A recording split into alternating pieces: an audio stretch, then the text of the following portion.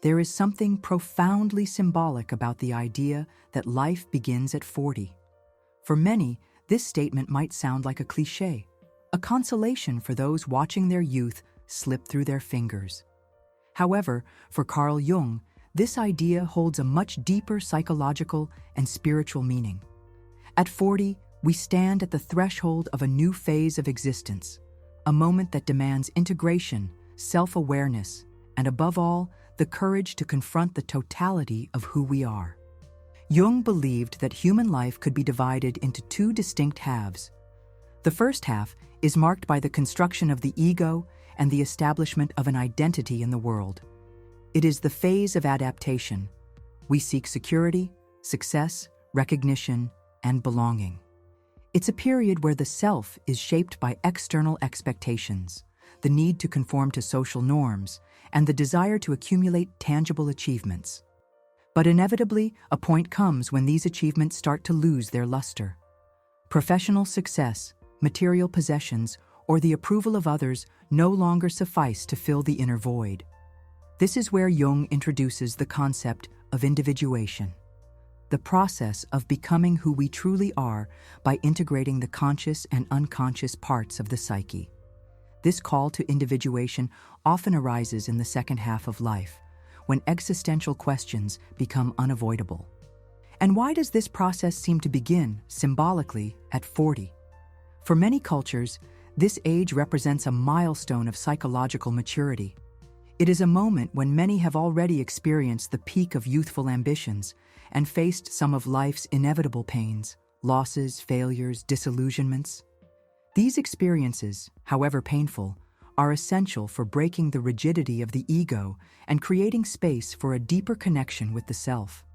Here, the metaphor of death and rebirth that Jung often used becomes relevant. Life at 40 doesn't begin in a literal sense, but as a symbolic rebirth. The old identity, based solely on the ego and external demands, begins to give way. What emerges in its place is a more authentic self, capable of embracing its shadow, those repressed or ignored parts of the self, and living more fully. This transformation, however, does not occur without resistance. The ego, with its natural inclination toward control, fears change. That is why many avoid this process, distracting themselves with new projects, relationships, or external goals. But ignoring the call to individuation is to ignore the soul itself. As Jung stated, "He who looks outside dreams, he who looks inside awakens." Thus, life at 40 is an invitation to awaken. It is a chance to transcend the illusions of youth and find meaning in the depth of human experience. It is not about rejecting the past, but integrating it, transforming pain and mistakes into wisdom. But how does one embark on this journey of individuation? And what are the most common challenges along the way? To begin the journey of individuation, one must first cultivate a willingness to look inward. This act of introspection, though essential, is not something modern society teaches us to value. We live in a world that prioritizes constant motion, external achievements, and the immediate filling of time. The idea of pausing to examine our motivations, fears, and deepest desires can seem uncomfortable, even frightening. Yet it is within this space of reflection that transformation begins. Carl Jung suggested that one of the first steps in this process is confronting the shadow, the part of us we prefer to ignore or hide. The shadow may include negative aspects, such as envy, resentment, or anger, but it also contains unexplored potential and repressed qualities, such as creativity, boldness, and empathy. By the age of 40, many of us have accumulated a baggage of repressions and compensations driven by the need to fit into others' expectations. Confronting this shadow is therefore a form of liberation. But how do we do this? Jung indicated that dreams, symbols, and fantasies are gateways to the unconscious, where the shadow resides. Analyzing dreams, for instance, can reveal crucial messages about internal conflicts and repressed energies that need to be acknowledged and integrated. Another approach is observing emotional triggers. what irritates or deeply bothers us in others often reflects something we deny in ourselves. Beyond the shadow, individuation demands that we confront the archetype of the wise old man, or the great mother, inner figures representing wisdom, nurturing, and the call to authenticity. After 40, these archetypal forces begin to emerge more strongly, often manifesting as intuitions or existential crises. These experiences are invitations to reconsider the values that guided the first half of life and to discover new meanings. However, the process of individuation is neither linear nor comfortable. Facing our shadow and engaging with archetypes can lead to periods of uncertainty and chaos. Jung referred to these moments as the dark night of the soul, a state of profound discomfort but necessary for transformation. It is during these times that many give up, choosing to return to the illusory comfort of their old identity. Yet those who persevere find an incomparable reward, a sense of wholeness and a deeper connection to the self. Another crucial aspect of the life that begins at 40 is reconciling with time. Youth is often marked by the illusion of infinity, the feeling that there will always be a tomorrow to correct mistakes or fulfill dreams. At 40, many begin to grasp the finiteness of existence, which can evoke both fear and a newfound appreciation for life. This awareness prompts us to choose more carefully where we invest our time, energy, and love. Thus, the life that begins at 40 is not about seeking new external horizons, but about exploring the vastness of the inner world. It is the phase when questions like, "Who am I?" and "What is the purpose of my life?" become impossible to ignore. And the answer to these questions is rarely found in the external world. It arises in the silence of introspection and the courageous act of accepting ourselves as we are, with both light and shadow. But how does this transformation impact our relationships, careers, and worldview? The transformation that occurs at 40 has a profound impact on every area of life, from relationships to careers, and even our worldview. As we embark on the journey of individuation and begin to integrate previously neglected aspects of our psyche, our interaction with the world inevitably shifts. This change is not merely internal. It reverberates through our connections with others and the way we approach our roles in society. In relationships, this phase often marks a turning point. Many relationships formed in youth were shaped by social expectations or a need for validation. At 40, with a clear understanding of who we are and what we truly value, these connections are reassessed. Partnerships that don't allow room for authenticity may begin to feel suffocating. Conversely, relationships that foster mutual growth and reciprocal support become more precious than ever. This process can be painful. It's not uncommon for friendships or even marriages to face crises when one person undergoes profound change. As Jung pointed out, individuation is a solitary path in the sense that no one else can walk it for us.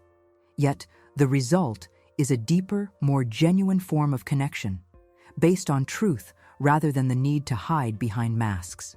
Professionally, the midlife crisis often manifests as a reevaluation of values. Many people realize they've spent decades dedicating energy to careers that don't reflect their passions or deeper purpose. This can lead to radical change, such as pursuing a new profession or developing creative projects that were previously ignored. For Jung, this shift is essential to align work with the self, allowing true vocation to emerge. However, starting over isn't always an option. The challenge, then, is to find ways to bring authenticity to what we do, even in less than ideal contexts. This could be as simple as changing our approach to work, setting clearer boundaries, or incorporating creative elements into our routine. Our worldview also undergoes a transformation. In the first half of life, we are often driven by grand ideals, the desire to make a mark, achieve success, or gain recognition. By 40, many begin to realize that true fulfillment lies not in external achievements, but in the quality of lived experiences and the depth of connections. This understanding fosters a greater appreciation for the present moment and the small joys of life. Interestingly, this shift in perspective is often accompanied by a greater acceptance of imperfection in ourselves and in others. Jung believed that integrating the shadow makes us more compassionate because we recognize that flaws are an inherent part of the human condition. This newfound sense of compassion not only improves our relationships, but also helps us navigate life's challenges with greater serenity. Finally, the life that begins at 40 is marked by a renewed sense of freedom. This isn't the impulsive or thoughtless freedom of youth, but a mature freedom rooted in conscious choice and an acceptance of responsibility for our decisions. This type of freedom allows us to craft a life aligned with our deepest values, leaving behind the external pressures that once governed us. But is everyone ready to embrace this transformation? And what happens to those who resist the call to individuation? Not everyone is ready to embrace the transformation that life at 40 invites us to undertake. For many, the call to individuation can feel like a threat, something that destabilizes the security built over the first half of life. This resistance is not only common, but also understandable. Facing the shadow, redefining goals, and embracing uncertainty requires courage and a willingness to confront uncomfortable truths. When we resist the call to individuation, the result is often a sense of stagnation. Instead of evolving, there's a tendency to repeat familiar patterns, often in an attempt to relive the shine of a youth that has already passed. This resistance can manifest in various ways: the relentless pursuit of new external achievements, an effort to maintain an illusion of control, or even a retreat into distractions that numb inner discomfort. Jung pointed out that avoiding the process of individuation doesn't eliminate inner conflicts. On the contrary, it can intensify them. The energy that should be used to integrate the repressed aspects of the psyche ends up manifesting as symptoms: anxiety, depression, chronic dissatisfaction, or even psychosomatic illnesses. This is the price of ignoring the need for transformation. On the other hand, those who accept the call to individuation often discover that, while the journey is challenging, it is also profoundly rewarding. By integrating the shadow and developing a more conscious relationship with archetypes, there is a psychological and spiritual rebirth.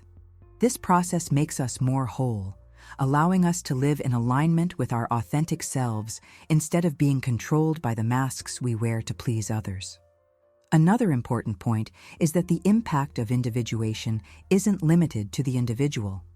When someone embraces their authenticity, they become a source of inspiration for those around them.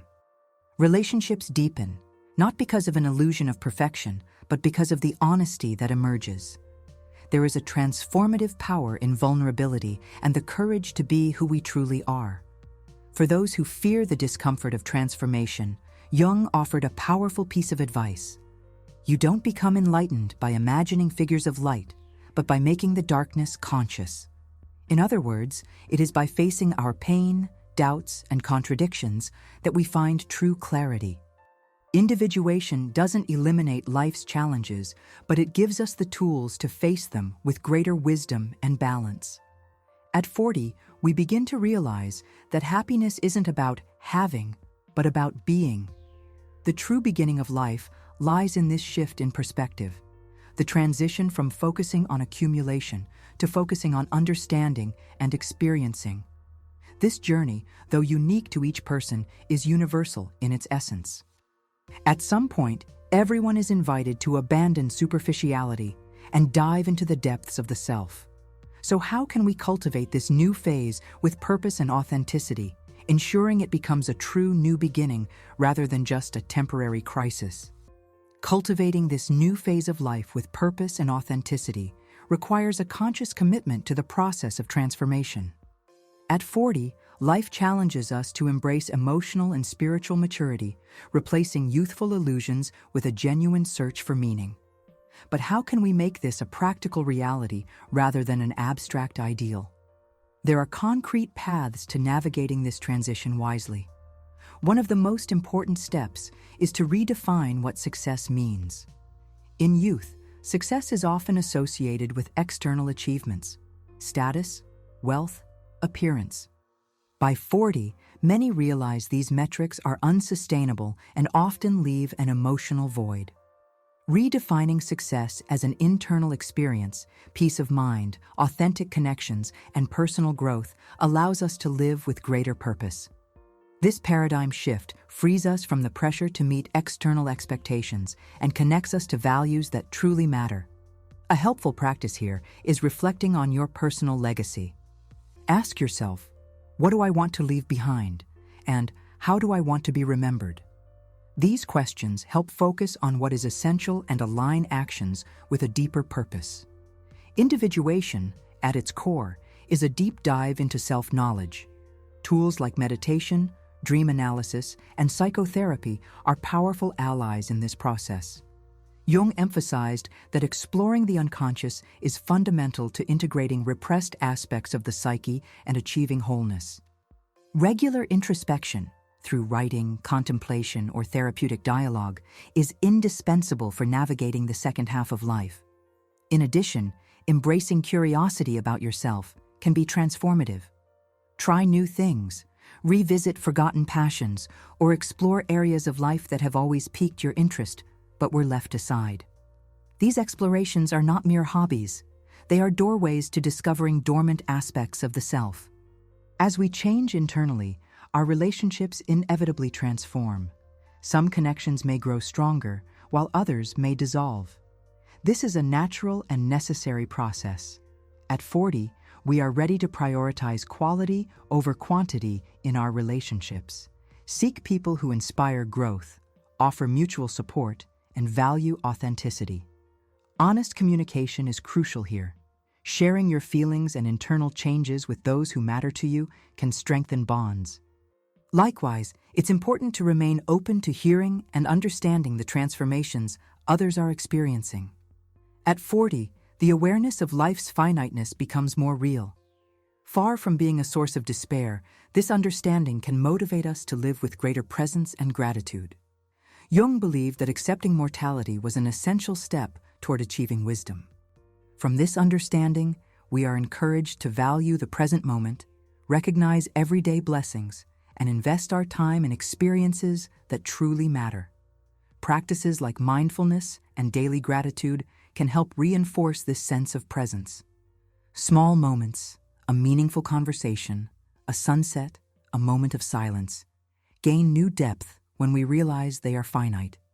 Finally, remembering that life begins at 40 means embracing continuous learning.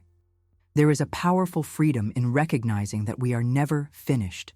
There is always more to discover, explore, and understand. This mindset keeps life vibrant and full of possibilities, regardless of age.